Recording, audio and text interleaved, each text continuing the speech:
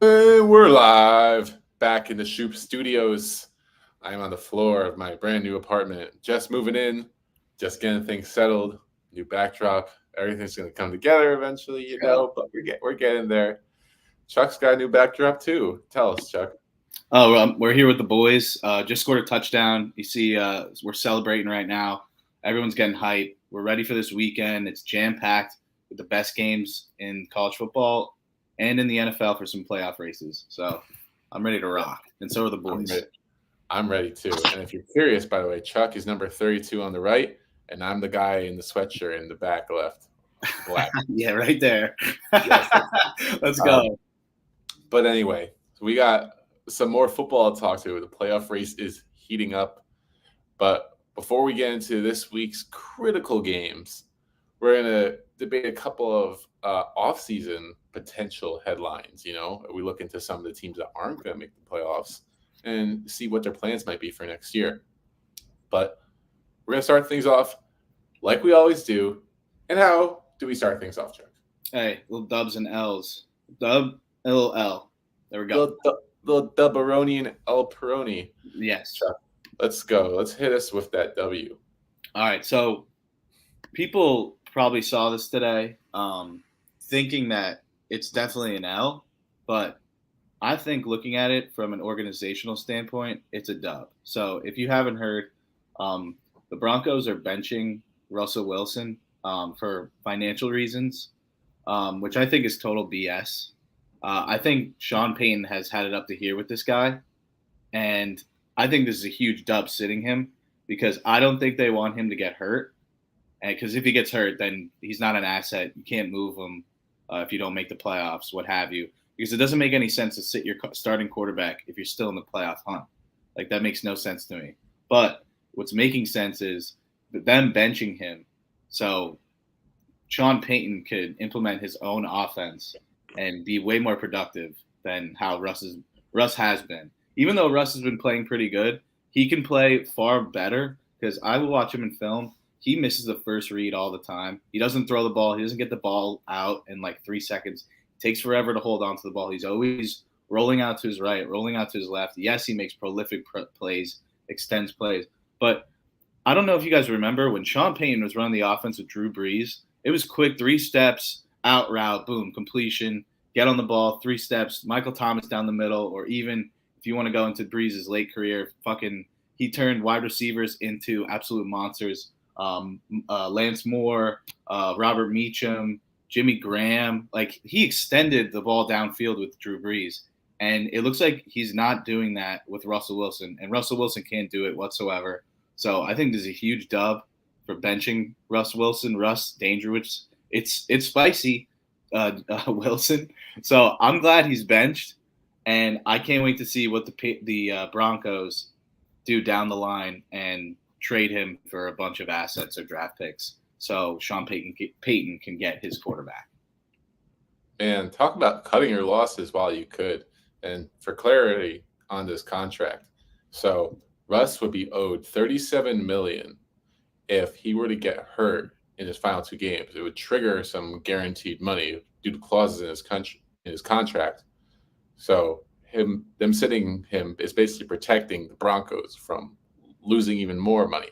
Yeah. He could be a cut candidate. I mean, if he even finds a suitor out there, that contract is horrendous. And he has played better this year, but they paid him to play at an elite level, and he really hasn't done that.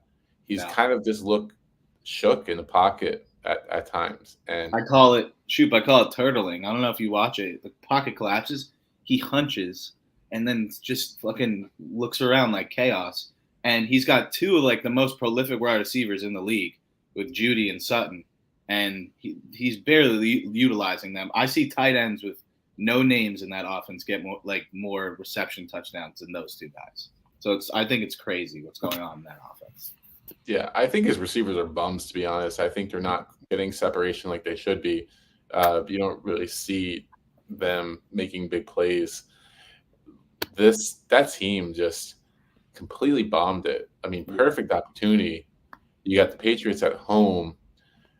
Patriots can't do anything offensively, and yet it seems like after that first drive, they got way. It wasn't even conservative. It was like below conservative what they were doing Yeah. on offense, like just running the ball. Not trying to be dangerous in the passing game.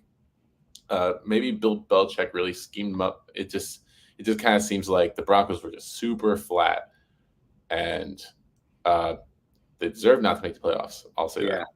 I agree with that. Definitely agree with that.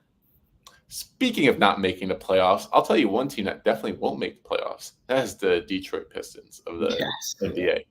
Well, not only are they not going to make the playoffs, but they are also going to make history.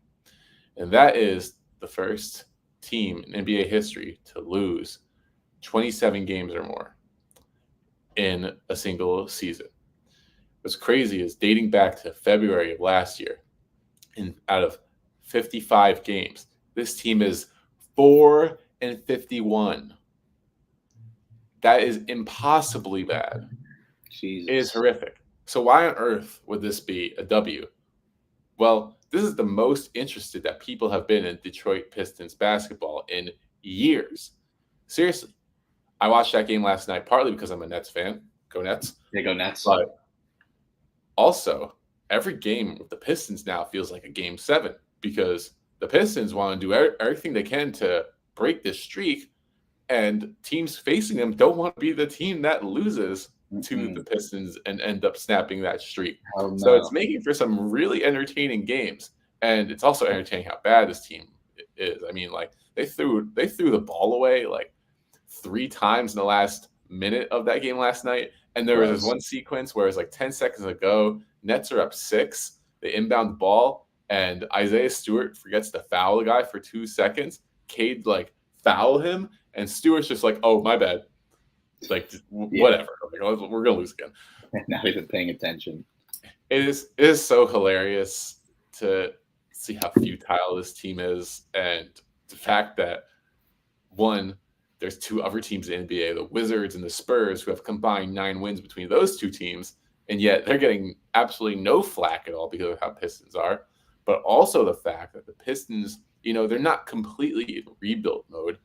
They just signed a head coach to like a 6-year, $78 million deal, Monty Williams, who has done, I wouldn't even say done nothing. He's done negative nothing, if that's even such a thing. Like it's all bad in Detroit, but it makes for good entertainment. So W to the NBA, W to Detroit basketball. I love it. I can't wait for another Game 7. I'm watching that game. Yes. I wonder who's going to be the one to break the streak. We'll have to see. All right, so let's move on to some L's, and we're going to head over to the NFL for my L this week. And, when you're going into your hometown game, it brings, back special memories of playing in your home state. And it can make you, feel like the star of your show again. But one person in particular felt a little too much like the star of the show. That's Mr. Jair Alexander, cornerback, Green Bay Packers, former All-Pro, back in his home state, North Carolina, for a Panthers game. And he decided to come out for the coin toss. Now, mind you, Jair Alexander is not a captain. So him coming out for the coin toss is really not allowed. But he proceeded to make things almost disastrous. So the Panthers won the Packers. The Packers won the coin toss. Instead of electing to defer, what Jair Alexander said was, "We want to play defense." Now, if you didn't know this, it's 2 different things. If you say you want to play defense with your decision, what that means is that the Panthers would have gotten the ball to start both halves. The correct way of saying it is deferred, and luckily a teammate came in and corrected the mistake. And while the Packers did win the game, it's a little too late for Alexander, who was suspended for a critical potential playoff implication matchup on Sunday night versus the Vikings.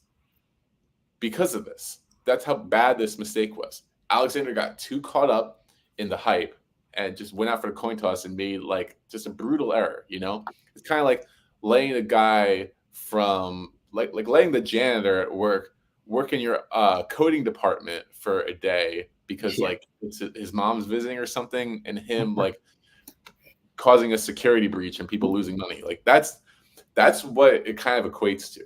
I mean, that might be a little more serious, but you get my point. Like No, I say there know your role no matter what the situation.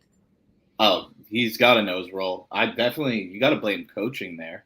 Like, what are we doing letting someone that's not supposed to be out there go out there in the first place? And you listen to the interview that he had. He's like, a bunch of the guys in the locker room have my back. Like, I mean, how many did the whole team really have your back? Or are you just like saying that to cover your own ass? So Definitely.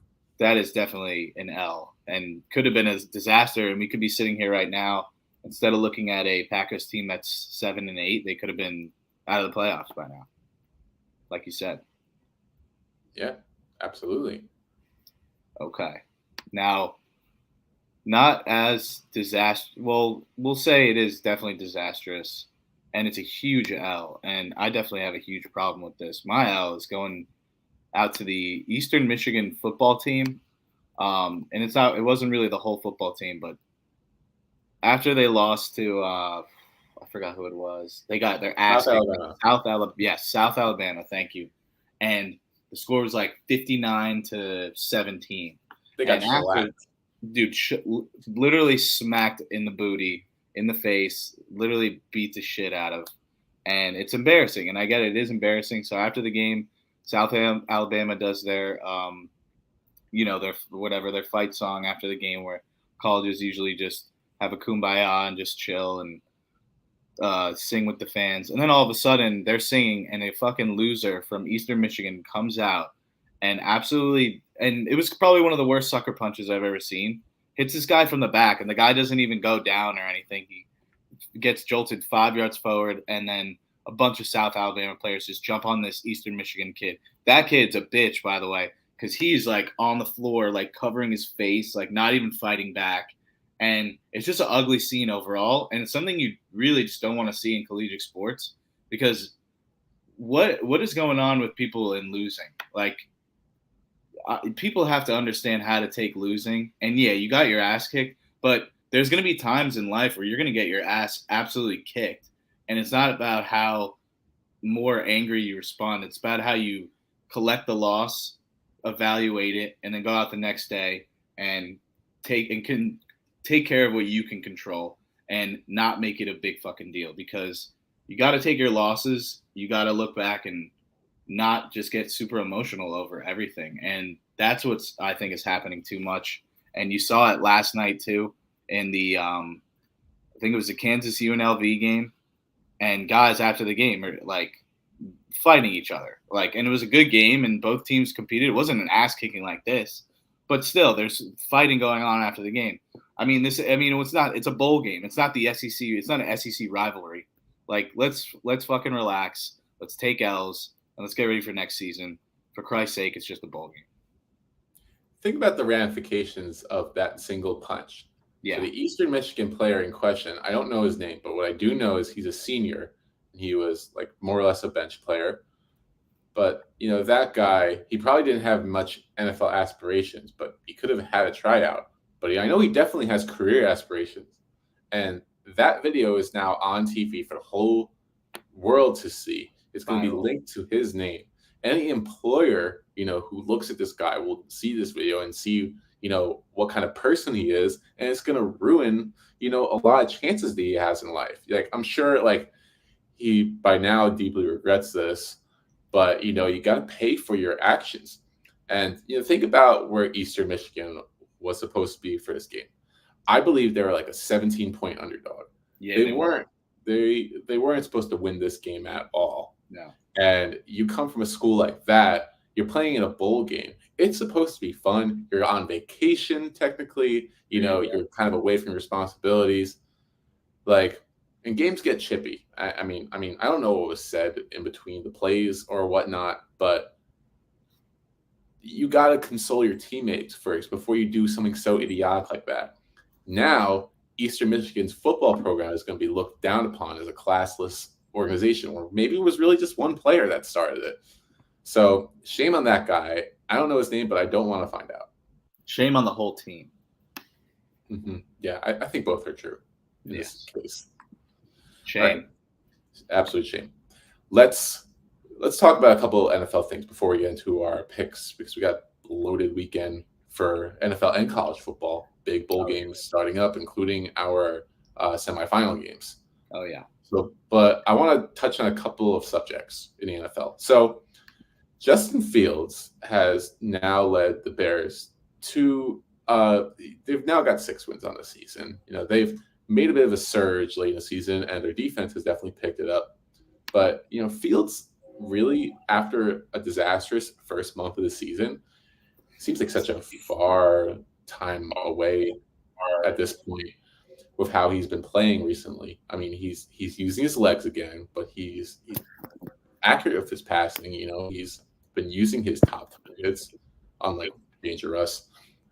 But he has, had command of his offense, and on top of that, he's got the backs of his teammates. His teammates love him, and we know that the coaching isn't great, and we know that the defense has been kind of carrying this team. But now Chicago comes up in a situation where they're going to probably end up with the number 1 pick, assuming that the Panthers are win or don't win their next 2 games, which I believe they still have the tiebreaker, even if they win one more and they get 3 wins. So the Panthers more than likely hold the number 1 pick, which goes to Chicago because of the Bryce Young trade. Yep. So now Chicago has the number 1 pick. So do you think that it's a lock? Chicago's got to take Caleb Williams. Or do you think that they need to build on what they have with Justin Fields and trade that number 1 pick for a king's ransom? I don't know. It's definitely a tough question. I think, my opinion, I think Caleb Williams is a generational talent. And I'm a huge Patrick Mahomes guy, and he gets compared to Patrick Mahomes all the time. I think he's 10x better than Patrick Mahomes, just because of his speed and athleticism. And don't even forget his arm strength. Probably may have a stronger arm than Mahomes as of right now. So, and then you look at Justin Fields, and you've been analyzing him the whole season, Shoot. So I think I know your answer, and it's going to be similar to mine. Fields just doesn't look good in his first read. He's an athletic linebacker playing quarterback, and he can't make throws on time. He doesn't make the right reads. Maybe he's been getting a little bit better. I was looking at his stats. He has his last year touchdown interception ratio was 17 to 11 in 15 games. This year, in only 11 games, his interception touchdown ratio 15 to 9, which isn't bad these past 2 years. And he hasn't really had the weapons around him these past 2 years either, or the good offensive coordinator. But I think in this situation, the Chicago Bears definitely take Caleb Williams, and they'll definitely trade Justin Fields for like a package deal, maybe 2 second rounds, maybe a second and a third, or maybe a shit ton of 3rd and 4th round picks to another team. Is he a free agent next year? No, he'd be under contract for next year because he was I think it gets in 2021, I believe. Okay. So yeah, with Fields, it's tough because he has been playing well. He has earned respect for his teammates. But I'll make another point on Caleb Williams and why I would take Williams at number 1 that you didn't make. When you draft a quarterback on a rookie contract, you are setting yourself up for the next 3 years of basically underpaying a potential star quarterback and being able to fill the holes in your roster. Mm-hmm. Look at the 49ers with Brock Purdy. Look what the Bengals were doing with Joe Burrow before they signed him to that massive extension. It's the window, really, for quarterbacks to compete. I mean, teams to compete. I mean, also look at the Chiefs. Now Yeah. the Chiefs can't spend money on playmakers because they're giving it all to a star quarterback and then other stars they have. And you see what's happening with that team. But they got to go and get Williams. Trading for a king's ransom is very appealing because you could get a ton of pieces, but whatever piece is going to help you then a potential generational talent. And then they got another 1st-round pick that they can get a good player with. So just based on this situation, yeah, I do agree with you. I think Caleb Williams is a choice here. Has to be. I can't wait, actually. Yes. I want to talk Chiefs here for a little bit. Yeah. So we just touched on it a little bit. He's got no playmakers. And I watched that whole game Monday. It was like with offensive linemen also being hurt. Now Mahomes is being chased all over the place. With guys not being able to get open, the only thing Mahomes could do to move the ball in the offense was scrambling and running, which he does a very good job at, but definitely not sustainable. Chuck, how worried are you about this Chiefs team heading into the playoffs? I'm very worried. These next two games, like if you look, like even though the Bengals got absolutely blown out by the Steelers at Steelers, it's lucky enough that this next game is a home game against the Bengals. They're 7-point favorites, which I don't know why after the performance last week. Hopefully they get all the guys that they didn't have last week. Like, even though their supporting cast is still bad, you can see in the offense that like they were actually missing Kadarius Toney and Sky Moore, and especially their left tackle, Donovan Smith. Like those three guys, like that's what they were missing. And you can see the frustration with Mahomes and his receivers. Like nobody's on the same page. It just looks like nobody can get separation. It looks like they're triple teaming Travis Kelce, which makes it even more like hard on Mahomes to just have an easy check down. Pacheco got a concussion. Edwards-Helaire looks slow as fuck. But the one really good thing about this team, and believe me, I'm worried, but pressure definitely creates diamonds. And with the Chiefs, I've seen it before, when they were down 24-0 against the Texans in the playoffs and they came back and won. Yeah, that was a different team. I get that. When they were down 17-7 against the Titans and they won in the playoffs, I still have faith in them because of this sole reason, their defense. Their defense, it really is playing out of their mind. The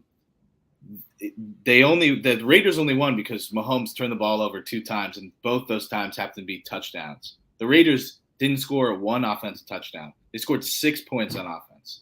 If you're a defense and you hold to an offense to 6 points, you're expected to win that game.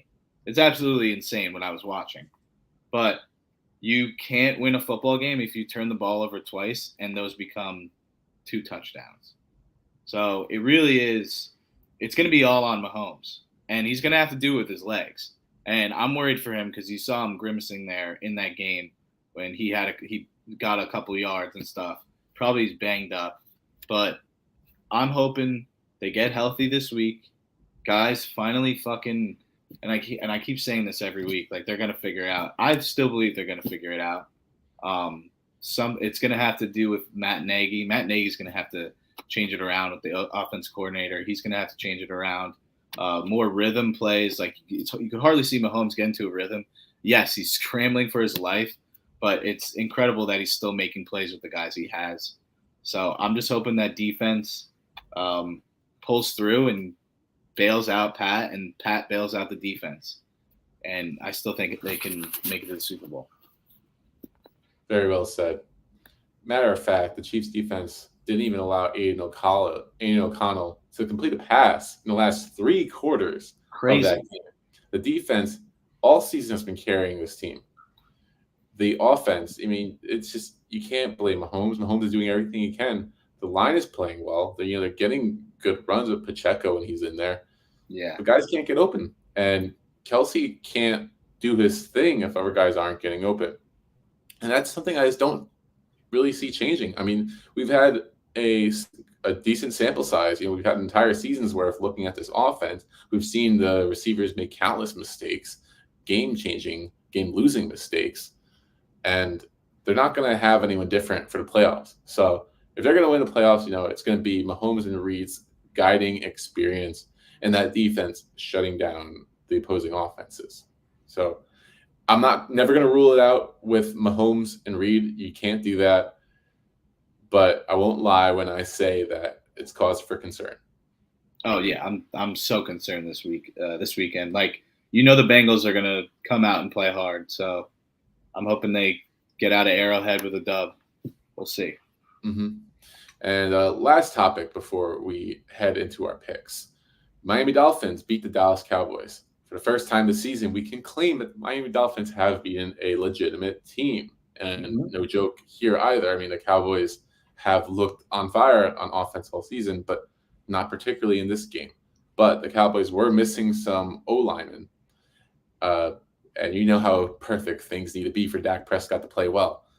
So, what I'm asking here is, does this game earn the Dolphins the right to call themselves real Super Bowl contenders? I definitely think so. I think you definitely have to tell us, like, even though the Cowboys play like shit on the road and they beat a shitty road Cowboys team, that was still a good game. And the Cowboys, they were up at 2 times during that game. They were up, like looking to win that game. Um, so I think you still have to worry about the Dolphins if you're in the AFC. Like any given Sunday, like that team can beat any other team, even though they haven't really beaten good teams. They kept like the Dolphins kept it close with the Eagles earlier in the year. The Eagles are a good team, even though they look like shit right now. You're seeing like a lot of uh, like one game over 500 teams. Like they could be scary teams coming out. Like look at the Browns. No one thought the Browns would have 11 wins this year. Like they're a scary team that you don't want to play. I think the Dolphins can be that team. Like just like a low key team where you're like, oh no, we'll run all over them.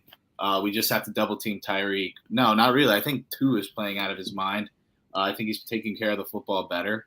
Um, and it and I really think it all has to do with their scheme and how they go up against matchups. Because in the Cowboys game, I thought they did a really good job of taking care of the football and then getting guys the ball in space like Tyreek in crucial moments too when they needed that first down at the end. So I think the Dolphins definitely are still a contender. I think they are Super Bowl contenders too. You look at the defense, one playing really well, but you kind of touched on it a bit, but you really got to tip your hat to Tua for what he's done this season. You know, all the concerns it was injury concerns, but also the turnover concerns that he had last year. He won them this game because they lost Waddle pretty early in this game, and Tyreek is already dealing with a bad ankle. And Tyreek, played through the injury, but he wasn't his usual dynamic self. Mm-hmm. Tua won them this game by finding open guys, not turning the ball over, letting his guys make the plays, finding guys in open space, not panicking, just a completely, he's just taken another step this year, a composed leader of this team.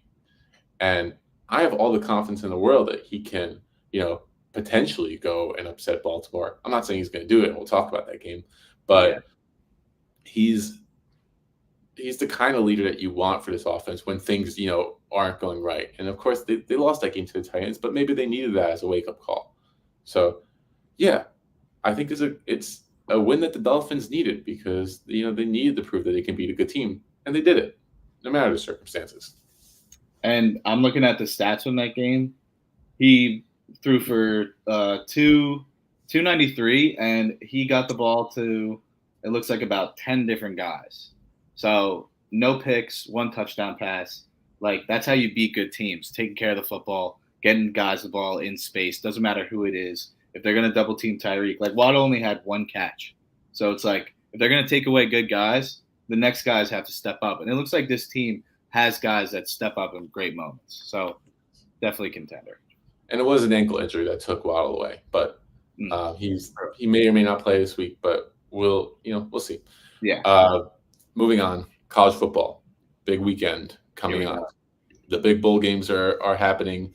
No more sucker punch fights at the end of the games, hopefully, but we will see some big time games. Chuck, give me your best picks for this weekend. Okay, so it looks like I got here about 8 picks. So we'll start with Friday. One that I really like. Shoop, I don't know if you're gonna like this one, but it's the Cotton Bowl. It's Missouri versus Ohio State. Ohio State is not gonna have their starting quarterback because he's transferring. I already forgot his name. The guy Brown, he's gonna start. He wears like number 33, right? Shoop, he's like kind of funky. Mm, Yeah, so we'll Derek see. Brown. Yeah, we're gonna see how that game goes because I'm gonna pick Missouri plus 3.5 in that. They have their quarterback coming back, and they have their best wide receiver Burden playing. I think that's his name. Um, and also, next game Saturday, 12 p.m. Peach Bowl, Ole Miss versus Penn State. I was looking in this game; both team starters are playing. I'm going to take the points with Ole Miss plus 5.5. They got Judkins and Jackson Darts playing, so I think that offense can challenge that Penn State defense. That is really good, but I don't trust the Penn State's quarterback, Agar, or whatever his name is. I think he's going to turn the ball over against his Ole Miss secondary. They're going to have to run it all day against Ole Miss. So I'm praying Ole Miss just stops the run. Next game, Music City Bowl. Auburn versus Maryland. I got Auburn minus 6.5. Maryland is not playing with Tua's brother. He's declaring for the draft. So I think I'm just going to play with Auburn here after how they handled Alabama till the last second, even though they lost. So I'm definitely going to go with Auburn minus 6.5. Next game, Saturday, 4 p.m., Orange Bowl. Georgia versus Florida State. Florida State's wide receiver, Coleman, he's not playing. I just found out. Bunch of other, what's his name? Jordan's out, their quarterback. He broke his leg. They didn't get into the playoffs, so they think they're going to beat Georgia. I think Georgia's just going to absolutely steamroll them. Doesn't matter who they have playing. Give me Georgia minus 19.5, which is a big number, but I think it's going to be a bloodshed. Then we go to Monday, and Monday's a great day. So 1 p.m., you got the Fiesta Bowl. Oregon versus Liberty. Bo Nix is playing in his final college football game. I'm ready to go with Bo Nix. It's going to be Oregon minus 16.5. If you're feeling ballsy, I do also like Liberty. If you want to do Liberty money line, it's like plus 500. That would be a shock and a half, but I think Liberty has the offense to compete with Oregon. But Oregon's bigger in the ass up front, so they're going to move those boys all day. So Oregon minus 16.5. Next game, Monday, 1 p.m., Citrus Bowl. Iowa plus 6.5 versus Tennessee. Tennessee does not have their starting quarterback, Milton. He's going to the draft. So is their running back is out. A bunch of guys on their offense is out. Iowa's bringing back majority of their defense for this game. And I just think that give me the 6 points. I think it's going to be very close. Iowa wins or lose. Just got to cover 6.5. Next game. And these are the two big games. So first one at 5 p.m., we got Bama, number 4, versus Michigan, number 1. I'm taking Bama plus 2.5. It's Bama all the way. I just don't think Michigan might be the better team up front, and they're going to try and move the ball, and they're going to run it down their throat. But Saban is so, experienced in these situations. I don't know why you don't take the 2 points here. Even if Michigan wins, a last-second field goal by 2 points, you win the bet. So give me Bama plus 2.5. I think Bama wins outright, if you want to do money line. But I love Jaden Milroe, their offense with I forgot the wide receiver's name, Burton, and there's somebody else. But give me Bama all the way here. Fuck Michigan. Next game, last game of the bowl season, Monday, 8 p.m., Washington, number 2, versus Texas, number 3. I had Texas minus 3.5 first as an alt line, but I'm going to take Washington plus 4.5. I'm going to take the points. I think Michael Penix Jr. is just going to go dummy. The Texas defense is really good up front. They also have a good secondary too. I think they have a really good. Texas has a really good offense also with forgot his name, Xavier something. Worthy. What's his name? Worthy. So I'm going to go the other way, though. I think Michael Penix is going to have his Heisman moment where he didn't get the Heisman, but he's just going to throw for 400 yards. He's going to have to do it all, run for touchdowns, throw for touchdowns. It's going to be the best game of the night. That's why they save it for the late game. Give me Washington to cover plus 4.5. Chuck, I really can't disagree with many of those picks, even though Ohio State won, because I do think Ohio State's going to be in a bit of transition in this game. With I don't know if Harrison's playing or not, but the quarterback question. We're kind of just breaking a new guy. Missouri is going to be heavily motivated because they don't make these kinds of bowl games. It's kind of it's a disappointment for Ohio State to not be in the top four. So I think Missouri is going to come with a different attitude. Bonus pick, and not that I think this is going to happen, but Florida State right now on FanDuel is plus 890 to win the game. On every other sports book I've seen, they're in the 700s or 600s. So I threw a little bit on plus 890 as a little bit of like a, potential shocker. And I mean, like, who knows? Same reason I said Ohio State might not be motivated might be the same for Georgia. What do they have to prove? What does Florida State have to prove? Well, that they got screwed out by the committee and they got left out. So, they might come out guns a-blazing in this game, whereas Georgia, might care less. So there's an angle behind it, but they are going to be missing a lot of talent, so it'll be a long shot. I like that. I like that too. They could come out flat as hell. I like that. But we're not going to come out flat with these NFL picks. No. I have come out a bit flat because I have lost the lead considerably, or lost ground considerably in the pick'em. Chuck is now 5 games ahead. But we have 4 games on the slate, so a little bit of time to catch up. Here we go.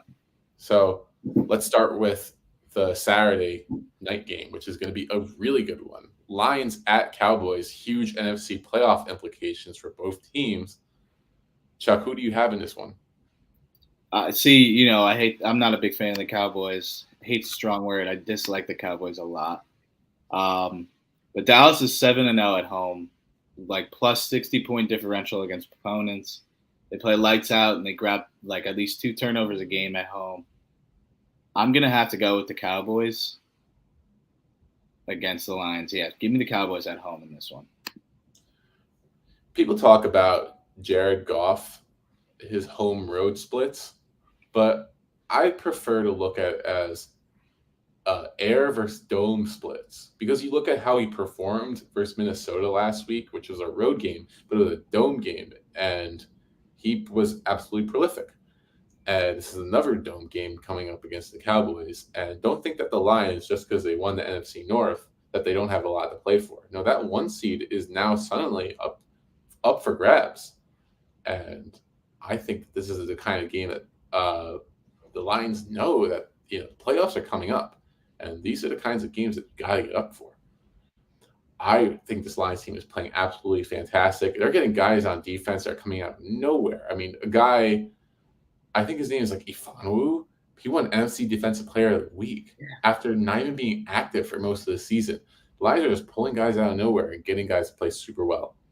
I'm going to ride the Lions. I like it. We'll see. We like it. Sunday, 1 p.m., another huge game, probably the game of the week, and even bigger playoff implications because this game could potentially decide the 1 seed. Not guarantee it, but maybe decide it. The Dolphins at Ravens. The Dolphins win, they have the path to get the 1 seed. If the Ravens win, they clinch the 1 seed. So with the Ravens' huge win and the Dolphins' huge win from last week, big matchup here, but who do you have? I think the Ravens they're always just getting disrespected. Like, I feel like +6 this past Monday against the 49ers. I felt like that was so disrespecting. Definitely. So Ravens are at home. Dolphins have been playing really good, but I think the Ravens just are going to overpower the Dolphins up front. I think they're just going to run it all over the Dolphins with Edwards and Justice Hill, and then you're going to see more Lamar design runs. Actually, maybe less design Lamar runs, but this is for the 1 seed. So both these teams have to come out firing with their best stuff. So I think the Ravens at home, a lot of momentum. They just beat the best team in the NFC. Give me the Ravens for the 1 seed. Now, I'm not going to call this win by the Ravens a fluke by any imagination, but if you did watch that game, you will notice that Brock Purdy was moving the ball on that offense, but he did make a couple of critical throws at bad times to interceptions that gave the Ravens good field position and then allowed them to go up and kind of took the 49ers out of their game plan. But what I want you to take away from that is the Ravens, they're a bit banged up in the secondary. You got Kyle Hamilton, who's playing through an MCL sprain, and I don't know how he how he's going to end up making it through another game after getting hurt in that game. But their corners, they're down to like a fourth string corner on one side of the ball. So their health is going to be key there, as is the Dolphins wide receivers' health. So there's, for me right now, it's a little early to make a prediction. I think health is going to be a huge factor, but I do think it's something to watch out for. But I'm going to go with the Ravens because they feel like a team of destiny right now, and they feel like a team that's going to take care of business. And maybe the Dolphins, feel like they've put the haters away with their last win. I think the Ravens are a focused team with the leadership they have at head coach. There are a lot. I'm looking at it right now. There are a lot of questionables. Javon Holland, questionable. Robbie Chosen, questionable. A-Chain, questionable. Tua's questionable. Hill, questionable. The Ravens. Hamilton, like you said, questionable.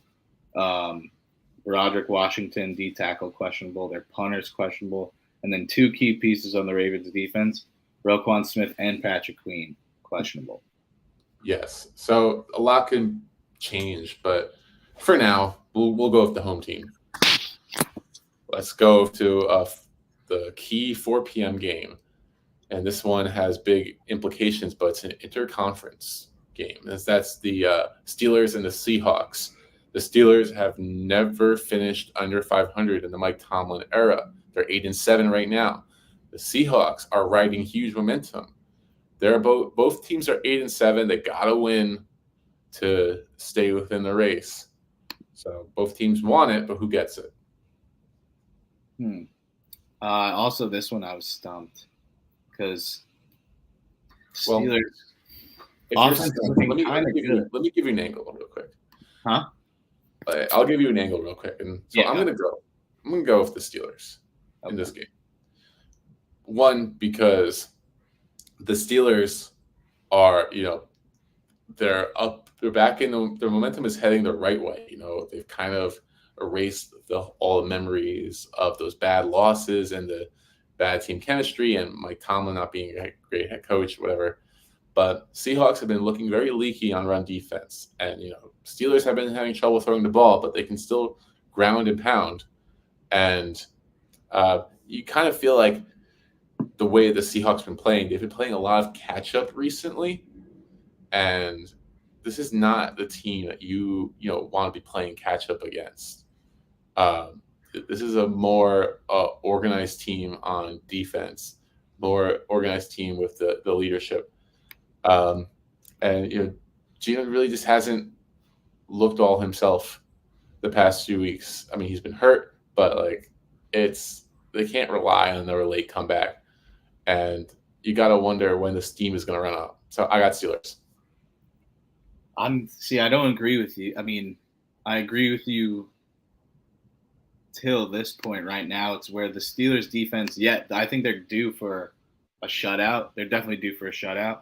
But I think Gino, this is where I'm going to disagree with you. I think Gino's due for a prolific, 3-touchdown pass type game because I was looking at the Steelers and they're bottom 12 in pass defense and they're bottom 12 in rush defense as of right now. I think Metcalf is due to have a 100-yard game against these guys. I think Gino should have 3 touchdown passes. They're going to mix in the run with Kenneth Walker. They're going to get him back on track right now. So, and I like the home team here. 12th man, it's definitely going to be a factor. Has to be. Mason Rudolph, I don't think he's going to hear in the first quarter. So I'm going to have to go with Seahawks here. That's very true. Mason Rudolph, he could be feeling himself a little too much. You get caught up in the road atmosphere. We'll have to see. It'll be a very exciting game, as will the Sunday night games. Mm-hmm. Huge division rivalry, Vikings versus Packers. This is also going to be a huge matchup for all fantasy football players who might have games in this one going for their championships, as this is the last game on the slate. Yeah.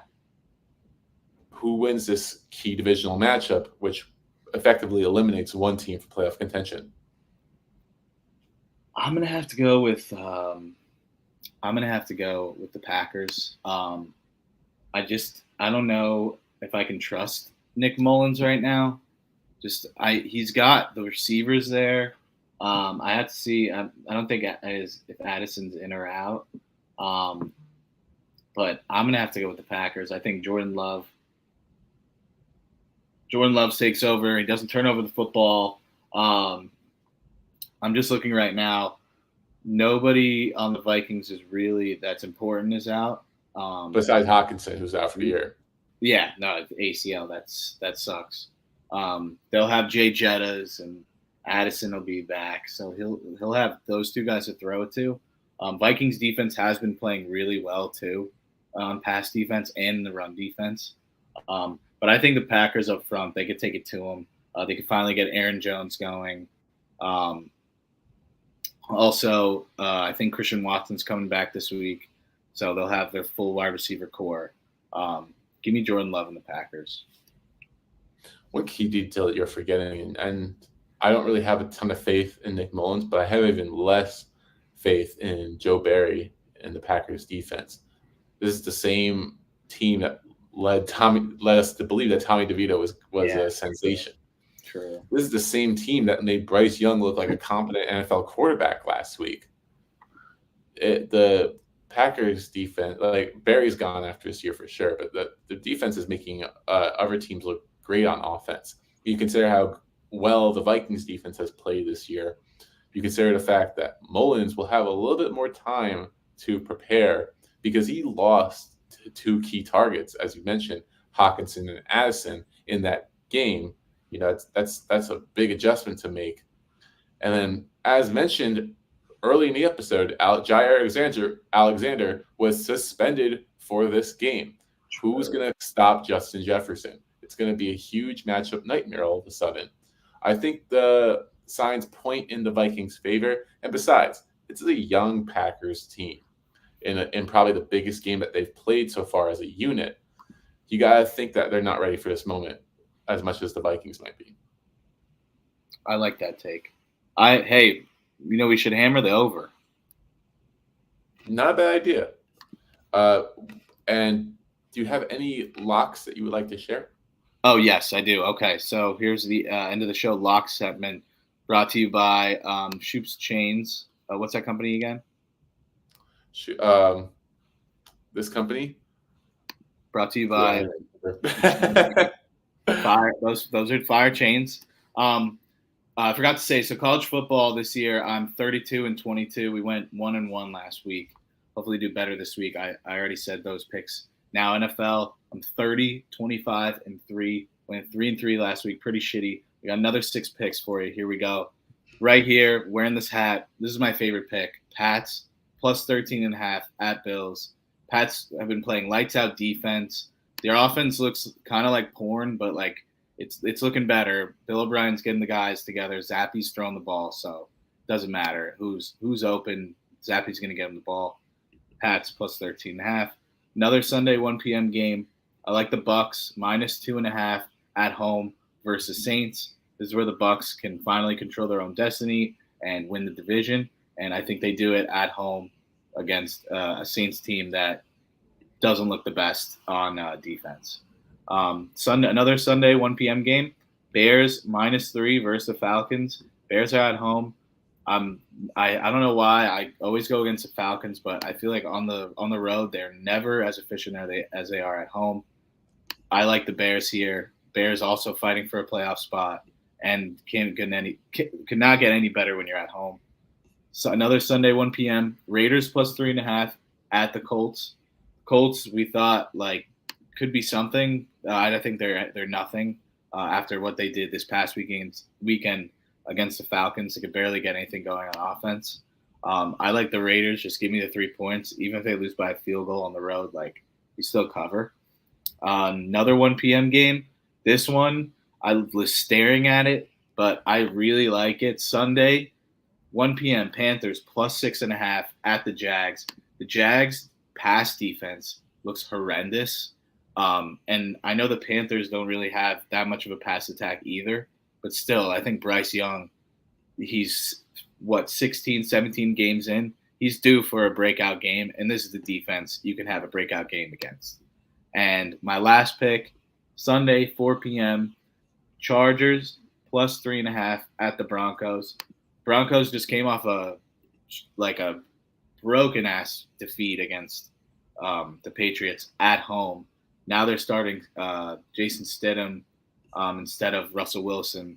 So I'm going to go against the backup. It's backup quarterback versus backup quarterback. Easton Stick has looked better these past 2 weeks. I don't know what Stidham looks like.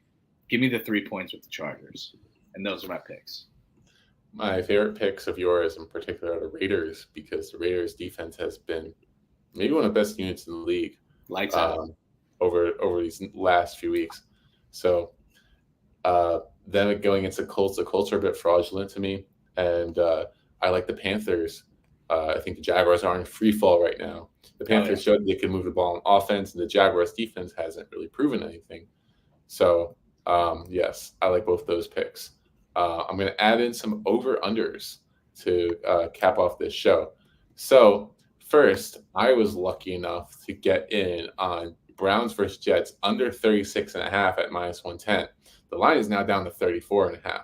So, I still think it's a good pick at that number, because you got the Browns defense and the Jets defense, two of the best units in the league. You got the Jets, who are probably going in with Trevor Siemian again at quarterback, and Joe Flacco. I don't know how much success he's going to have like he did last week with the Jets coverage unit. I think all signs point to this game going under. A couple games I have going over. I got the Chargers and Broncos going over, because these are two teams that really just don't care at this point in the season.